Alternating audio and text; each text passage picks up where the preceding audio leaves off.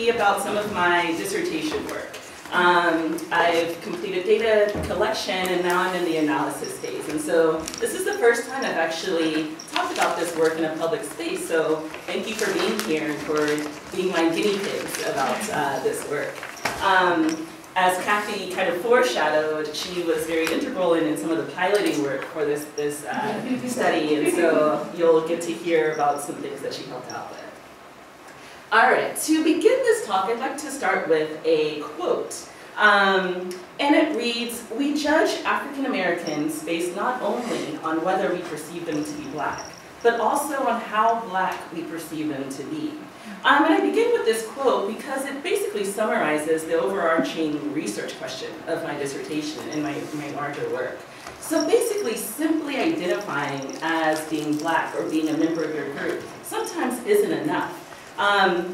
Judgments are sometimes made to the extent that someone is typical of one's group. How typical are you in both your behavior, your ideology, your physical appearance? And so this question is really what my study is based off of.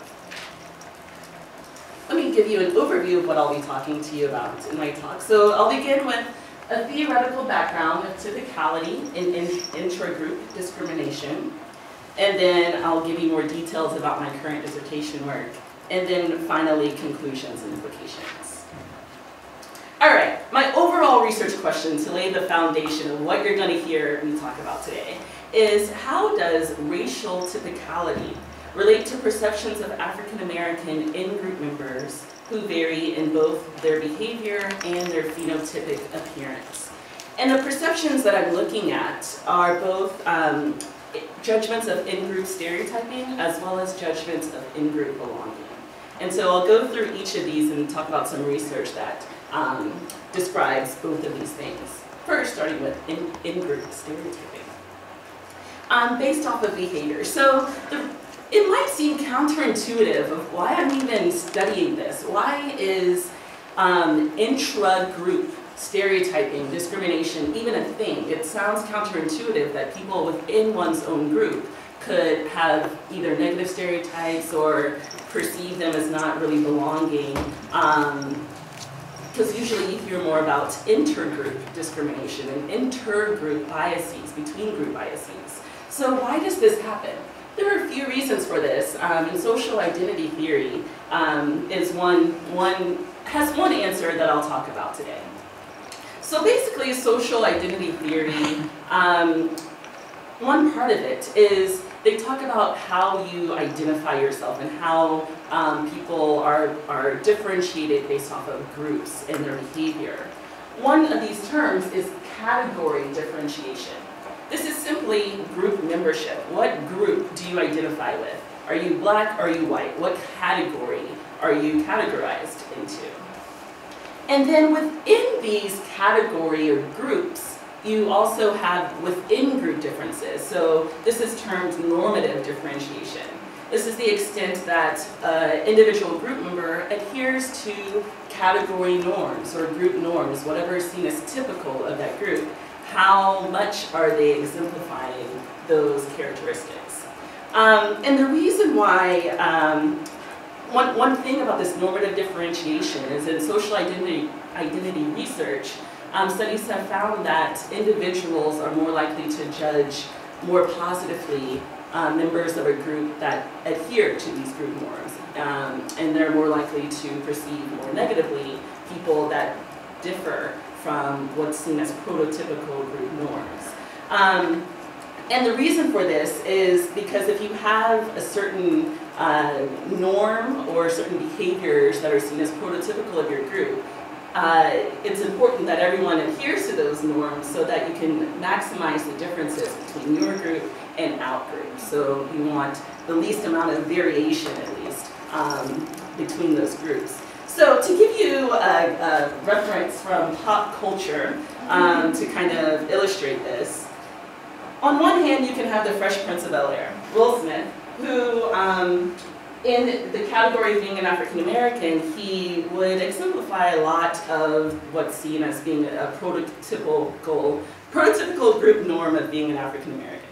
both in his behavior, his speech style, his musical taste, his interest, cultural interest. On the other hand, in the same category, you have Carlton, who is almost opposite in many of these ways, in his behavior, in his clothing style, in his musical taste, his dancing even, right? So they're very much seen as being opposites. And often, when you think about race, it's seen as being relational. So if you are not considered black enough, or you're not considered black, then you might be considered white or acting white, which is a stereotype. And this idea of stereotyping people based off of their behavior and calling them white if they're not seen to be a true group member has been termed race acting, or acting like a member of your race. And it's often based off of differences in speech style, cultural preferences, dress, racial composition of the peer group, as well as dating preferences. To give examples of two different ways of race acting, one common term is acting black. And this term comes from research that has asked adolescents, African American adolescents in high school, what do you think it means to act black? What would a person who is seen as acting black, what kind of behaviors would they have? And from qualitative research, some of the responses were someone that talks black, or someone that talks in an African American vernacular, listening to rap and hip hop music, sagging pants, as well as positive characteristics like being proud and knowing where you come from. So these are all kind of ideas of what it meant to act black. Those that did not adhere to some of these traits or stereotypes of what it means to act black would be considered to be acting white. And so a lot of these are opposite. Again, listening to classical music, dressing preppy, having white friends. And so these are all kind of behaviors that will lead to different judgments, different stereotypes of whether you're really one of us, really an African American group member. All right, so in addition to stereotyping based off of behavior, sometimes individuals are stereotyped based off of how their physical appearance or their phenotype. And there have been a few theories that look at how stereotypes develop. One theory that I'll talk about comes from developmental intergroup theory. And basically, this theory posits that things that are stereotyped come from things that are perceptually salient. So this basically describes why race and racial groups are more likely to be stereotyped than people that are left-handed or right-handed, because what hand you write with isn't perceptually salient. However, your skin color is immediately perceptually salient. And so once you pick up on these perceptually salient cues, then you're able to categorize people into these different categories. And once you categorize people, or you have the ability to categorize, then stereotypes and assessments and judgments about what that means to be in a category develop. And this is often used to describe intergroup stereotyping and prejudices, but it can also describe intragroup, because among African Americans, there is a wide variation in phenotypes and appearance. And both African Americans and people outside of the African American community are able to perceive those differences in skin type and phenotypic differences. And this bias is known as a racial phenotypicality bias. And so this idea basically says that those who most closely resemble prototypical group members are most likely to encounter the stereotypes of that group. And so what they look at is both skin tone, facial features like broadness of the nose, broadness of the mouth. Then this kind of goes into how prototypical people are of their group. And then biases are then placed on people that differ in these dimensions. One common stereotype of specifically African American men is the stereotype of being threatening or violent, which has come up very often recently in the news. One study that kind of looked at this idea of how phenotypic biases are portrayed or thought of among African Americans and European Americans in their sample comes from Barsamian, Khan, and Davies. And they conducted a study to look at how people judge or perceive as threatening different target characters who differed in their phenotypic appearance. So they didn't just look at black versus white stereotyping, but also a within group stereotyping of a character, an African American male character with a more phenotypic appearance compared to an African American character with a less phenotypic appearance, so lighter skin, the nose wasn't as broad, thinner lips, and then a European American male. And what they did is they had participants, it was an implicit bias task, and it was called a shooter bias task. And they had participants sit in front of a computer and they were asked to shoot by pressing a button the character that was threatening, or whenever a character popped up that was threatening. And so sometimes in the conditions, these characters they saw each of these, and sometimes the characters were holding a gun, which would mean to shoot them because they're threatening. Sometimes they were holding neutral objects like a wallet or a cell phone. And so what they found was that even among the African American participants, they were more likely to shoot in error the character that had a more phenotypic appearance, when he was just holding a wallet or just holding a cell phone, than they were to shoot in error African American male character with a less phenotypic appearance, and then as well as the European American character. So this is basically just showing how these biases about about skin tone and skin color and phenotypic appearance, how they've kind of been internalized within African Americans. So most of the research that I talked about so far has either looked at how behavior can influence stereotyping, or how someone's phenotypic appearance can influence stereotyping. What's important, though, is the interaction of these, because if you are a real person in real life, at the same point, the same time that you're looking at somebody, you're also seeing their behavior, you're seeing how they're talking, you're seeing how they're dressed. And so in real life, they are connected, but they're often studied in isolation. And so what I'm interested in doing is looking at this interaction. And so seeing if behavior or phenotype, or the interaction of the two, is more salient when thinking about stereotyped perceptions. And like I was saying, both are often present at the same time and cannot be processed separately, but in theory and in research, they're often studied in isolation. So this leads me to my hypothesis. And I'll explain the experimental design in a minute. But basically what I did is I created characters that fit these two different dimensions in different ways, so that are more or less typical in both their behavior and their phenotypic appearance. So there's a character that has a more typical phenotype, as well as a more typical behavior. And then a similar character who has the exact same phenotype, but less typical behavior. And I'll give you examples of these as well. And then a character who has less or more typical behavior, but a less typical phenotype. And then a character who is less typical in both dimensions. And what I hypothesized based off of this previous research is that the character who's both typical in both dimensions will be rated with a higher average stereotypical characteristics. And the character who is less typical in both dimensions will also be stereotyped, but with counter stereotypes, stereotypes that do not describe what it means to be black, but that describe what it actually means to be white, because blackness and whiteness are often seen in relation and in opposition. All right, and then I'll test the interaction of those that are high or less typical in either of these dimensions.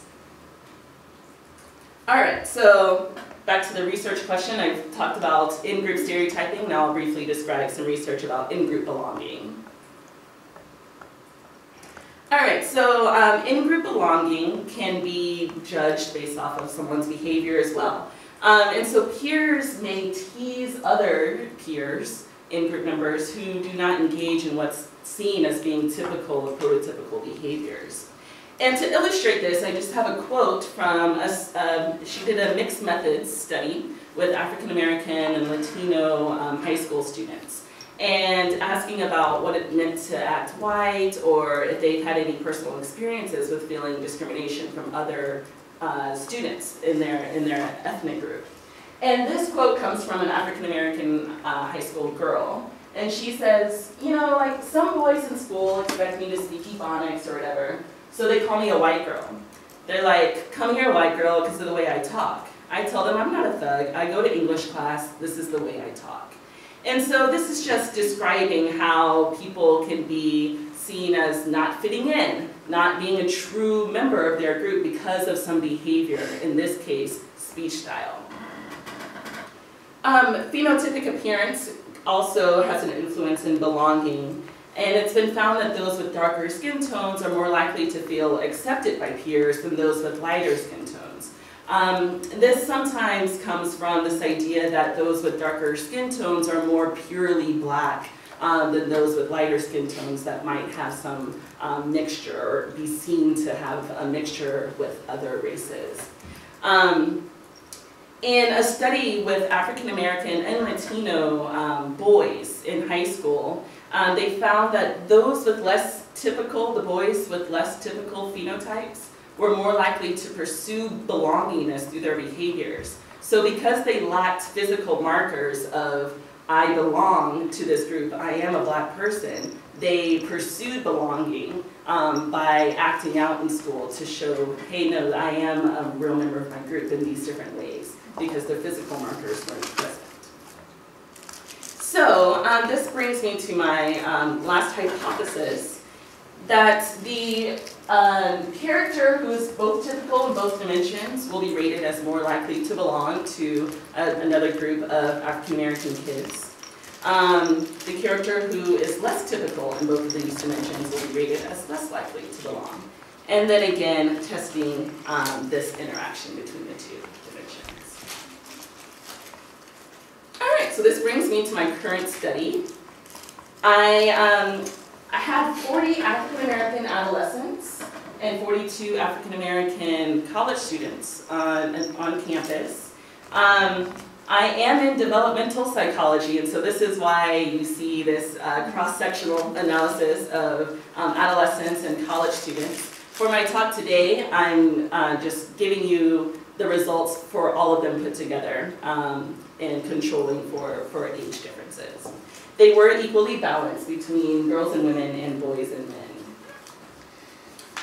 All right, so the procedure, the study was administered to each participant individually, and each of the participants were randomly assigned to one of those 4 conditions that you saw. I'm going to give you examples of the videos in a second. So I created these vignettes where a character narrated some part of himself, described himself, and these characters were created using Sims 3, which was, the reason I did that is because you get the most amount of control over what the character looks like. And you can make twins, so I could make sure that the characters were the same in every way except for what I wanted to change, which was their clothing, for example. All right, and then they completed the survey afterwards. And I'll give you some examples of those questions. All right, so for the manipulations, the characters varied, as you know, based off of their behavioral typicality as well as their phenotype. And so for their behavioral typicality, the narration that you'll hear that the 2 characters varied in their ideology, activities, cultural preferences, and clothing. Activities includes, sports that they like to play.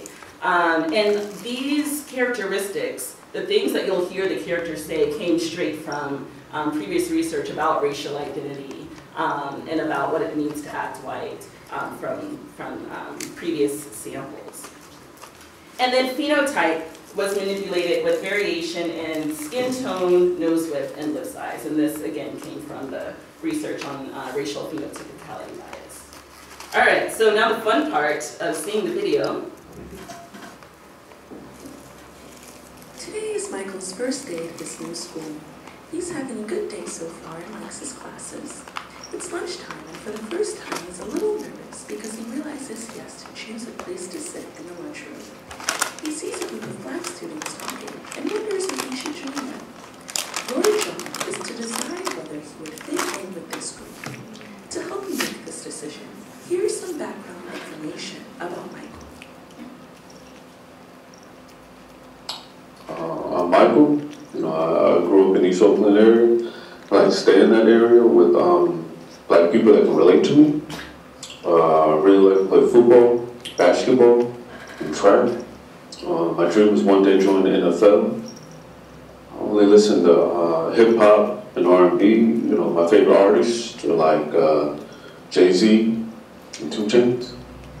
I feel very proud to be black whenever possible. I buy from local black stores, run by black owners. When we date other black people, prefer to hang out around other black people because they understand me best. Well, I guess that's pretty much it. All right, so all they did was watch the video clip and then they answered some questions. And so this was one condition where the character had both a typical phenotype as well as typical behavior. And then in the second condition, they heard the exact same narration, the exact same typical behaviors, but the character had a different phenotype. So lighter skin, thinner nose, thinner lips. And this was a between groups design, so participants only saw one of these different conditions, one of the videos. All right, and so this is an example of the character who had less typical, or what would be seen as acting white behaviors and ideologies, and also a less typical phenotypic appearance. Today is Michael's first day at his new school. He's having a good day so far and likes his classes. It's lunchtime, and for the first time he's a little nervous because he realizes he has to choose a place to sit in the lunchroom. He sees a group of black students talking and wonders if he should join them. Your job is to decide whether he would fit in with this group. To help you make this decision, here's some background information about Michael. I'm Michael. I grew up in the suburbs and recently moved to Oakland. Since I've moved here, people always ask me what I am, and I guess I'm African American. But I don't really like referring to myself as that. If I were to describe myself, it would be that I am just human.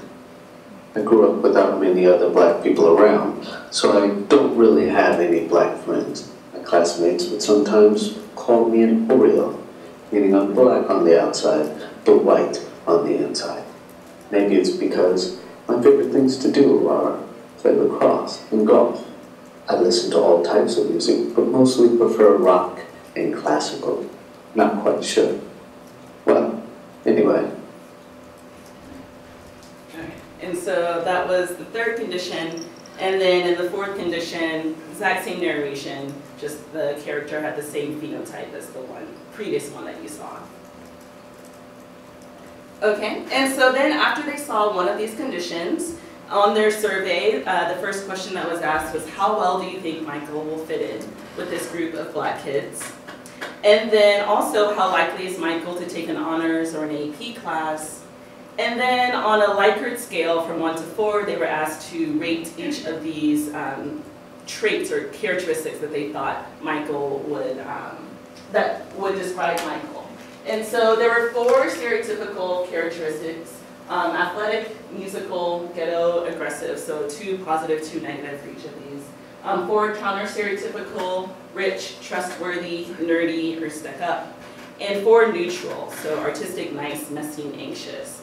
And each of these stereotypes were based off of previous research that looked at stereotypes of African Americans and European Americans. And most of the stereotypes that described European Americans were seen as to be counter-stereotypical of being an African American. So that's where the stereotypes came from.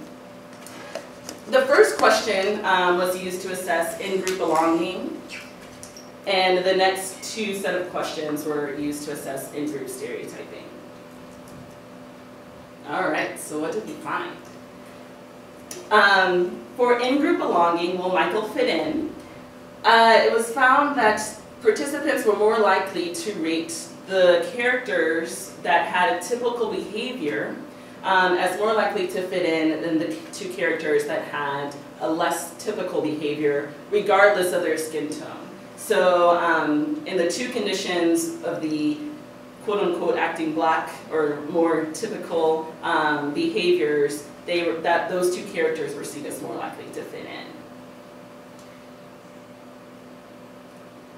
So going back to the hypothesis, this does support what I hypothesized, as the character who was both typical in both dimensions was rated as more likely to belong.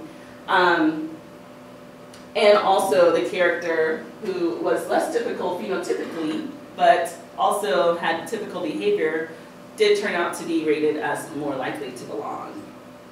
As well as the character who was less typical in behavior, so acting white behaviors, was rated as less likely to belong, as well as the other character who had typical acting white behaviors. So this is basically showing that there's a main effect of behavior. So behavior is what was really important or salient to these participants in deciding whether someone would fit in or not, regardless of what their skin tone or phenotype was. Okay, our results for in-group stereotyping. The first question was about, would Michael take an honors or an AP class?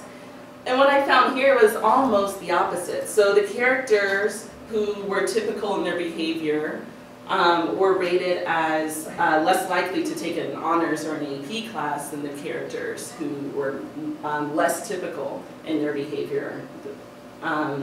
So that was a significant difference there, and again, regardless of skin tone. So in both of the conditions with the typical acting black behaviors, they were rated as less likely to take the honors class, even though neither one of the conditions mentioned explicitly anything about academics or intelligence. All right, and then for the stereotypical traits, the characters that were more behaviorally typical were rated with a higher average of stereotypical traits than the two characters with a less typical behavior. And that was a significant difference there. Again, so main effect of behavior, regardless of the skin tone there. And then again, with counter-stereotypical traits, found the opposite. So the characters with with less typical behavior were rated as having a higher average amount of counter-stereotypical traits. And so if you think about this, it kind of makes sense based off of the previous work that looks at how blackness and whiteness is seen as being in opposition. So these characters who were perceived to be less typical in their behavior, they were rated as not really being black enough. So if you're not black enough, then you're white. And so they were rated with these higher, on average, counter-stereotypical traits. There's also a small but significant effect for phenotype here, which I think is being driven by this character who's less typical in behavior, but more typical in the phenotype. Was rated with with higher counter-stereotypical traits. And what's maybe happening here is that this character may have been seen to be more surprising, that they would have, even though he has a more typical phenotype, why isn't he behaving in ways that I would expect according to my schemas? And so it could have been more surprising and more salient than the character who was less typical in his phenotype as well as less typical in the behavior. It could have maybe been more of an expectation.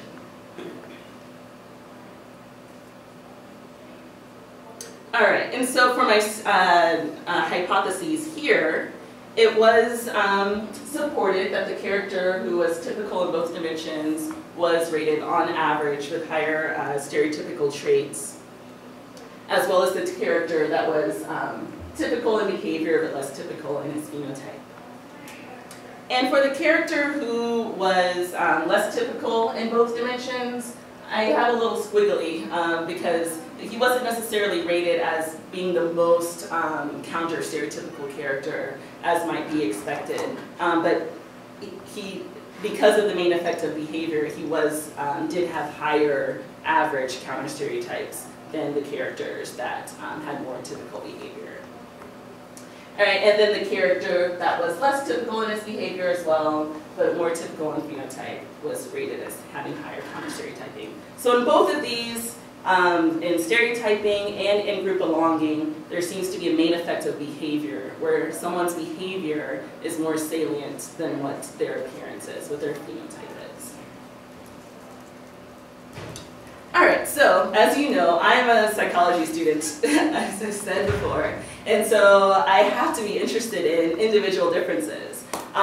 So far, I've looked at how how group perceptions of different people that fit different profiles or dimensions are, but what's the effect on someone themselves if they vary in these dimensions, if they vary in their behavioral typicality and in their appearance? What effect might that have on an individual?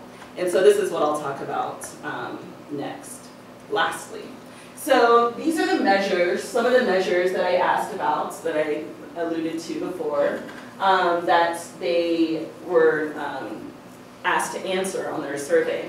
And so it included measures of ethnic racial identity from Sellers, Robert Sellers, his multi-dimensional inventory of Black identity. And so it included a subscale of centrality, so I feel close to other Black people. Private regard, I am proud to be Black.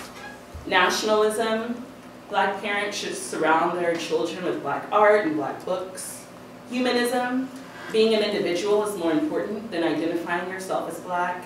And assimilation, so Black people should act more like white people to be successful in this society. So each of these subscales had 3 questions each, so a total of 15 for the identity measure. And then I also asked about their own racial typicality, how typical they felt of being an African American. And so one question that described this was, I feel like I'm just like all the other Black kids at my school. And then finally, I asked them to self-report their own skin tone. So compared to most other Black people, my skin tone is, and then 1 much darker to 5 much lighter.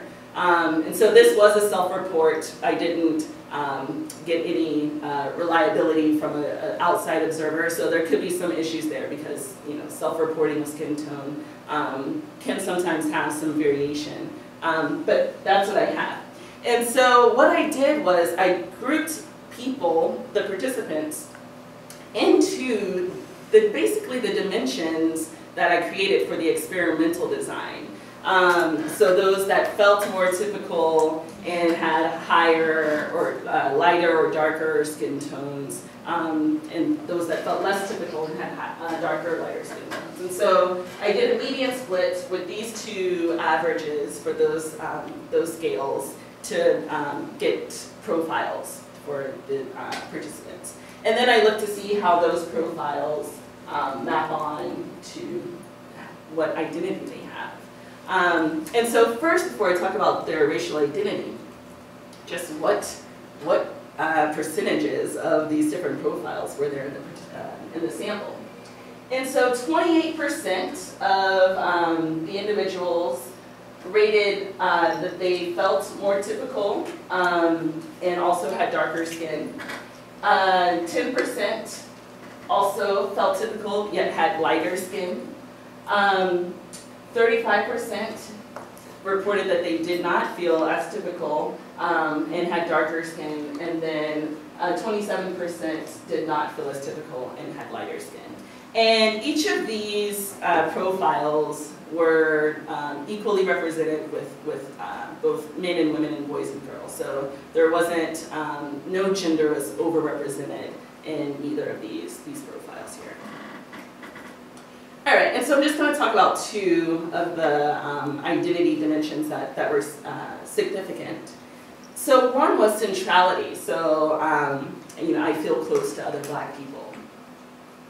There was a significant difference here in that those that felt typical, whether they had lighter or darker skin, scored higher on the racial centrality subscale than those that felt less typical. And I guess this would also make sense, right? That if you feel more typical, you might also feel closer to the people that you feel that you're alike.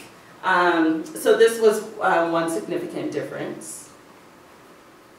And then humanism. So this was that, you know, everyone is an individual, it's just about being a human being, race doesn't really matter. And what I found here is that those that felt less typical of their group were significantly more likely to score higher on the humanism subscale than those that felt more typical. And this also makes sense, and I'm going to play a clip from Raven Simone, who recently has said a lot of things in the media. One was in an interview that she gave with Oprah, talking about her identity, talking about how she does not feel like race defines her or being an African American defines her because she's an individual. She begins by describing a couple of other identities for her. So she begins with describing her sexual identity and then goes on to talk about racial identity. And I'll play a little clip for you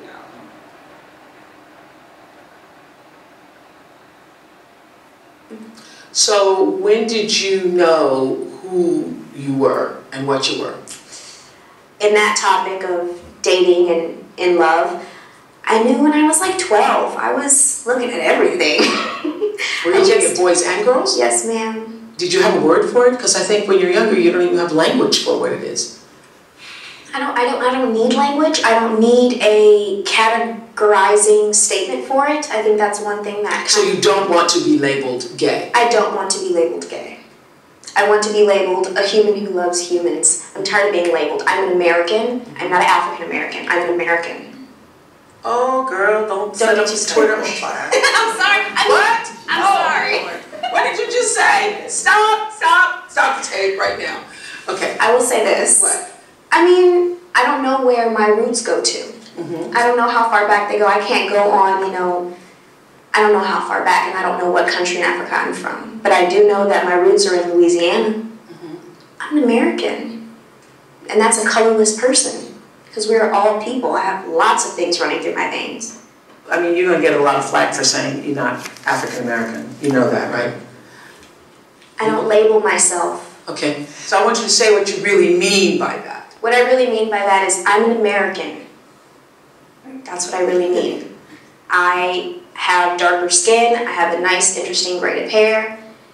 I connect with Caucasian. I connect with Asian. I connect with Black. I connect with Indian. I connect with each culture. You are a melting pot in one body. Aren't we all? Yes. Isn't that what America's supposed to be? Yeah, that's what it's supposed to be. That's what it's supposed to be. I personally feel that way.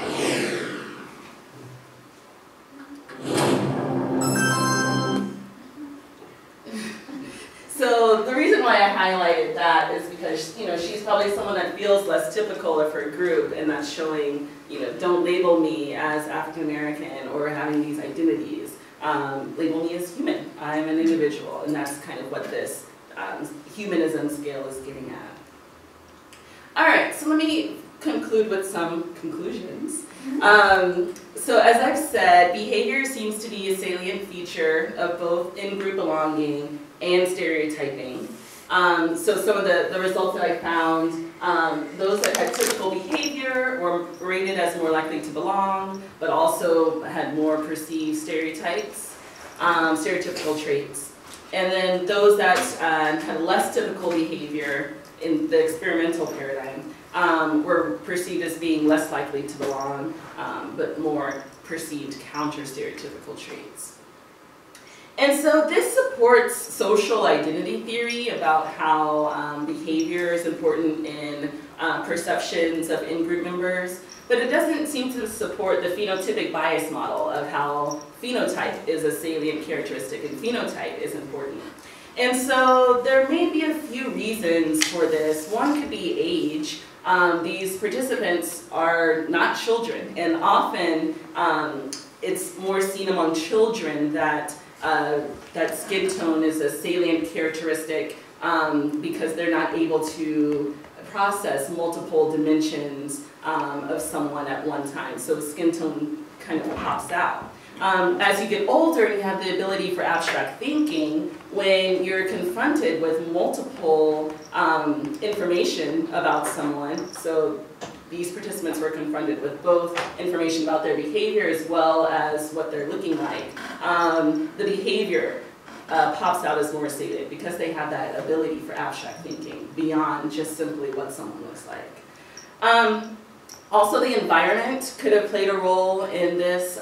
So the college students were from this campus where they are in a hyper minority, racial minority. And previous research has suggested that skin tone is more salient in environments where you're in the racial majority because the within group differences become more salient rather than the between group differences. So here, between group differences of being a black person versus being the other is more salient. And so it's an idea of, okay, we all got to fit together, stick together because there's so few of us. And you don't have enough time to focus on these within group differences. And so that could have been one reason for the lack of variation in what skin tone salience with the sample. Also, skin tone may just be more important for perceptions of African American women than African American men. So some research has looked at what's known as gendered colorism, where perceptions of women is more based off of skin tone, or skin tone differences in women have a bigger impact than skin tone differences in men. Specifically with judgments of attractiveness, and you just hear more about differences in African American women based off of skin tone. And then finally, one's felt racial typicality. Typicality does seem to be related to racial identity in similar ways as I found in the experimental paradigm, where their behavior or how typical they feel is more important than necessarily their skin tone and their racial identity. All right, so some implications of this work. One is, kind of developing a better understanding of what it means to police someone's authenticity.